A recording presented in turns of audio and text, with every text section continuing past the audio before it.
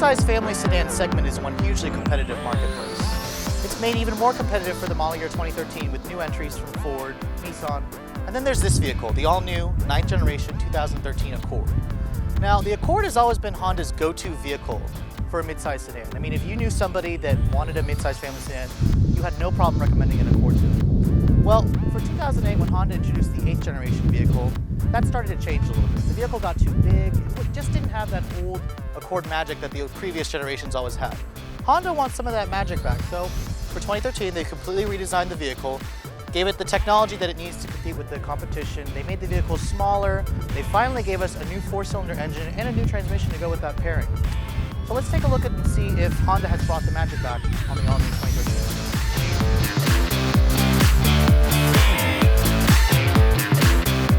Now, like I said, for 2013, Honda has completely redesigned the Accord. This is the 9th generation of Honda's popular and best-selling model and nameplate, per se. Now, the Accord is still available in 2 body styles. There's the sedan and the coupe. This is the coupe, obviously. It's the one that actually shows a lot of changes, and I think it's one of the best looking Accords. The sedan looks much better than the previous generation, but it still kind of had that understated conservative look that Hondas are really well known for. Now, it's available in multiple trims. You have the base LX, then you go up to the EX. In between the LX and EX is a new sport model, but not on the coupe, only on the sedans. And then from then on you have your EXL, and then you have your EXL with Navi, and then you have your EXL V6. So if you want a V6, you got to basically get it fully loaded. Honda is not introducing just a regular EX cloth with a V6 engine. Now, you can see the styling differences for the 9th generation aren't totally radically new. I mean, it still looks like an Accord. Honda is really good with redesigning their cars and just making it still faithful to the nameplate. I mean, it's got some refined looks here and there. The coupe model is probably my favorite looking vehicle. I think that the sedan EX still comes with too small of a wheels at 17. These are actually 17-inch wheels as well. But I like the finish on the coupe. They're not necessarily my favorite design in terms of spokes, but it fills out the wheel well as well. If you get the V6 models, they come with 18-inch wheels, only on the coupe. You go for the sedan, they still have 17-inch wheels. Now, this one is also in Honda's white orchard pearl exterior color. You can distinguish a V6 model from a badge on the back, a subtle badge on the back that'll just say V6, and then you'll have dual exhaust. This one still is a 4-cylinder because it has a single exhaust outlet and no dual exhaust. Now, this will definitely surprise a lot of you. Honda has finally introduced Smart Key Access System on the Accord. It's standard on EX and above, so basically all you have to do is keep the key in your pocket or person, and here's the new key for the vehicle. Completely new key for Honda, finally. Now, to lock the doors, you can either push the button right here. That locks the doors. It'll beep. You can also lock it from the remote. To unlock it, just touch right here, and it unlocks the doors for you. Now, coming inside, this coupe has a really nice interior. I love the combination. It's got, you know, a 2-tone black and ivory seat pattern. I've never seen Honda do that before on any of their vehicles. Now, coming inside, because the Accord doesn't have that sloping roofline that all the other mid-size family sedans have, you don't necessarily have to duck your head all that bad. Now, you can see here, it's almost like an Acura in here. You have a red push button start to start the engine. So basically put your foot on the brake and push the button to start the engine. And of course, what you're hearing is Honda's new direct injection Earth Dreams engine technology. Now, shutting the door, all 4 of the windows, or only the 2 windows are automatic up down. This is the coupe. The sedan will give you the front windows automatic up and down. You can see here, there's 2 new screens in here. It's very Acura-like. I mean, you don't even get this in Acuras right now. The main screen up there at the top is for your navigation function. And also, it also displays information for the radio, your settings, whatnot. Now, down here is actually your radio presets buttons, and for, I guess, it's another information. I don't really think they need 2 screens, honestly. I mean, I like that this is a touchscreen. It's a pretty responsive touchscreen at that as well. So I will give Honda credit for a responsive touchscreen, but I kind of think that, I know this cleans up the center stack look very well. It's kind of unnecessary that it shows, you know, information for both, because I mean, you can just push audio here and it gives you audio settings right there as well. 9. So it's kind of silly to me to have 2 different sources. But I mean, Honda wanted to try something different, and they definitely got different with the new Accord.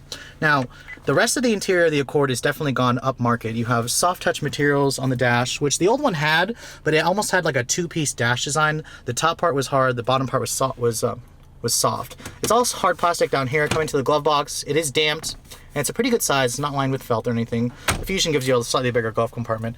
Now, Every Accord comes standard with dual zone automatic climate control. That is a very nice feature. Before you had to upgrade to an EXL to get it. You also get Bluetooth and a backup camera as standard equipment. Now, the EXL has a different backup camera than the other ones. It also has trajectory and distance markers. Honda's finally coming into the 21st century, thank God. The previous generation Accords, you had to get a navigation to get the backup camera. Now, coming to the door panels here, it's all soft touch plastic, really nice graining, chrome door handle. They brought that back from the cheaper, plastic ones in the 8th gen. And it's all leather stitch right here, leather where your elbows are gonna rest. The steering wheel is slightly updated. It looks almost like the 8th generation Accord.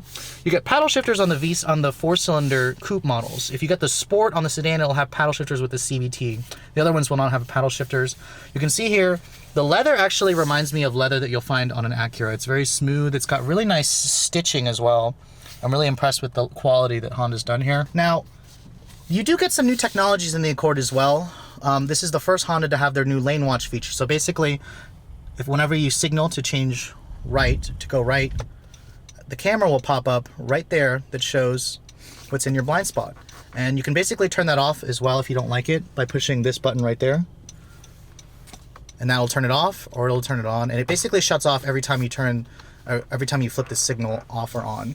Now, being this is an EXL, you still have a power moonroof. That's standard equipment on EX and above. Honda hasn't changed that. Your USB and your auxiliary port are down here. And actually, if you get a lower trim, if you get an EX or below, it actually only has a USB. Honda only gives you the aux port on EXL trims and above. It's kind of a weird omission. There's a power port in there, somewhat of a small glove box. The center console here does not adjust, but it's really nicely leather padded and it's pretty comfortable to sit in. Now, because this is the coupe, don't expect it to have, a huge back seat. Really go for the sedan, which will give you class-leading back seat. But the coupe is still pretty competitive considering the size of this vehicle. Now, stepping in, the seat only folds forward like that. The seat only really folds forward like that on the passenger side, so don't try to come in through the driver's side. It's really for the passenger side. The back seat of the coupe is actually not bad. You do not get vents back here. The sedan will give you vents. The materials are actually hard plastic, but it's all hard plastic, not even soft touch anywhere here. You do get some storage here, no cup holders, and there's no center armrest back here as well. But you can see the seat back itself is actually quite comfortable, and the legroom actually is not bad for a coupe. But really, if you want the most space, go for the sedan. Now, coming to the trunk of the Accord, Honda's actually been able to increase the trunk size, especially on the sedan. The coupe still has a pretty good trunk capacity. It's much better than the competitor, which is the Altima coupe. Pretty big opening, pretty deep. It only has a single folding seat back, however, even on the sedan. Honda really just needs to give you a split folding seat back design.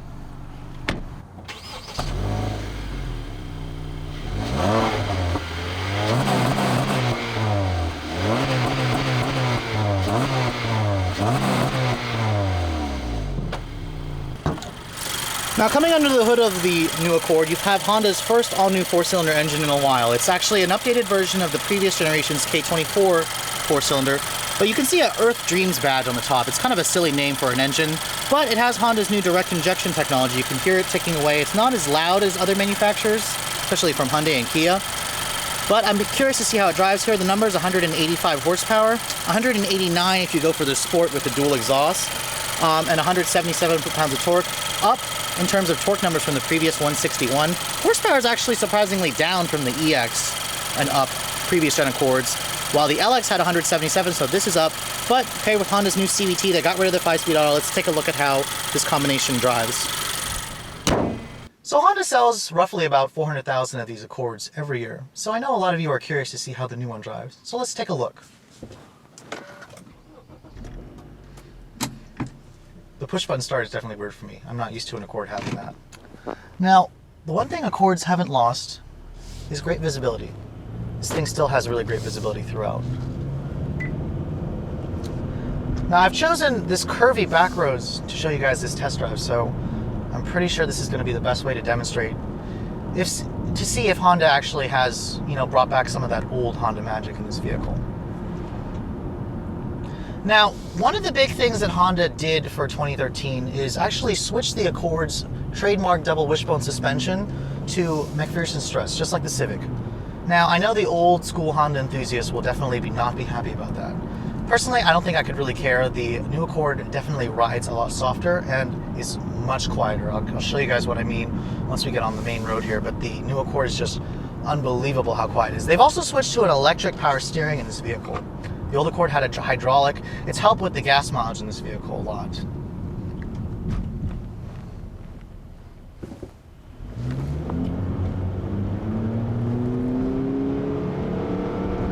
Now you can hear that is Honda's new CVT, and yes, it does sound like a CVT. However, I could get used to it because Honda seems to have tuned it to feel like a traditional automatic, especially in the way it doesn't really, the rubber banding effect is minimized even more than that JX that I showed you guys before.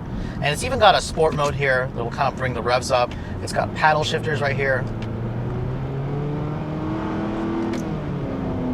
that kind of simulates gears. Actually, it's kind of funny because this thing has 7 virtual gear ratios. So I want to point that out, that this car does not have a 7-speed automatic, people. It has a CVT with 7 virtual ratios. They're not gears, they're ratios to simulate gears. But I must give Honda praise because the CVT actually is a really good transmission. It's really responsive. It has pretty good torque. The 2.4 direct injection sounds like the other K24s, but you really can feel that extra torque. I'm really impressed with the extra torque that this vehicle offers. Now, the ride quality, like I said, is gotten a lot better. It's so much more quieter in here. It just feels like a more premium car. And the gas mileage from the switch to electric power steering has actually put the Accord almost at the top of the class. The Altima still claims that. The 4-cylinder CVT sedan gets 2736, which is actually down 2 highway compared to the Altima. This Coupe is rated at 2635, still a great MPG number, up from the 2334 from the previous generation. Now, the one thing that Honda also did to increase the gas mileage is they've actually shrunk the size of the tires. That's probably something that annoyed me a little bit. The tire size used to be 225 by 50 R17s. They've actually made it 10 millimeters smaller to 215 55s. They did that for gas mileage, as most of the the really fuel efficient models have low rolling resistant tires. So one of the deciding factors between choosing a new midsize family sedan comes to price. For all this new technology, this new features, new standard equipment, Honda surprisingly hasn't raised the price too much of an Accord. Honda's usually been a pretty good value, and they still are. They're actually a better value than Ford's, in my opinion. Now, this particular one is an EXL 2-door with navigation, 4-cylinder automatic. Automatic is standard. It stickers for about $30,800. It's actually a pretty good value considering it has all this equipment. The Touring sedans actually is a new stratosphere for the Accord. It can actually hit almost $35,000 fully loaded, but you do get Acura grade level of premium features and an interior that doesn't necessarily say it's at full Acura quality, just because I don't get that sense of real big premium ambience that I get in my parents' TSX. However, it's still there, pretty high up. In terms of pricing, Honda is right on the money. Fords tend to be a little bit more expensive because you have to buy everything, and fully loaded Fusions come to about $36,000, $37,000, so it's a little bit more than the Accord. I highly recommend the Accord if value is a big priority on your list. You can see the CVT has a lot of responsive, effortless power, so I could actually get used to this. I will still want to test drive the 6MT model as well as the 6-speed automatic with the V6 in case you guys definitely have to go with the V6. Now, the other thing about the new Accord is the instrumentation here. It's got the red lighting on the Coupe. That's standard on the Coupe. It's also got those new Eco Assist bars. You can see my foot's not very heavy on the gas. When I put my foot down, they change to white. It's similar to the CR-V and the Civic. Honda did that too. It's kind of their Eco Coach. There's also an Econ button right here that dulls everything down. It dulls the throttle response down. It makes everything tailored back to assist you in driving more efficiently. Now, the one thing about this vehicle that I like is the new lane watch system. It's standard on the EXL. It is very finicky at times. It only actually works at speeds above 25 miles per hour. And basically, it's got a camera right here in the mirror that will see the lanes. That if you start to dart over a little bit, it beeps at you to alert you you're going over the lane. You can turn it off, thankfully, from this button over here. And it's a pretty sensitive system on 2-lane back roads. I wouldn't recommend having it on. You also have that wonderful new Honda lane watch system. Whenever you signal to change lanes to your left-hand side, or I'm sorry, your right-hand side. I can't tell right from left today. A nice camera actually shows right there, and it shows you your blind spots. That is very nifty. It's actually something that I thought I wouldn't care for, but now actually after seeing it, I think it's a really cool feature. It actually made me smile, so it's rare that features like that make me smile. Now, everything else about the new Accord is definitely a winner for me. Honda has made the car a lot quieter and smoother, and it's more fun to drive than the old one. The electric power steering, though, is definitely something you'll have to get used to. It's very light. The Fusion steering actually is a little bit better for me. It offers a little bit more heft, a little bit more feedback. This is still pretty precise. It's still a Honda Accord feeling, steering. But I probably would say that I think that the Fusion steering gives you a little bit more confidence, but the Accord is definitely right there with the Fusion. So, which midsize family sedan should you buy? That's a really tough question. I'm going to have a hard time picking because I like this new Accord a lot. I'm really impressed with it. I think that if Honda increased, or they got rid of some of the conservativeness that you still see around the vehicle, for example, the 17-inch wheels, too small on V6 sedans, whatnot. They really got to have 18s, especially on the Accord Touring. Still has the same 17-inch wheels. I really like the Accord Sport trim. However, I'm not impressed with the fact that the Sport is missing a sunroof, the lane watch, the push button start. I gotta have those features. So my recommendation is to test drive, the new Altima, the new Fusion, and the new Accord. Personally, I would call it a draw between the Fusion and the Accord. I like both equally well. So if you guys are in the market for a new mid-size family sedan, definitely put this one on your list. Thanks so much for watching, guys. I'll catch you all later.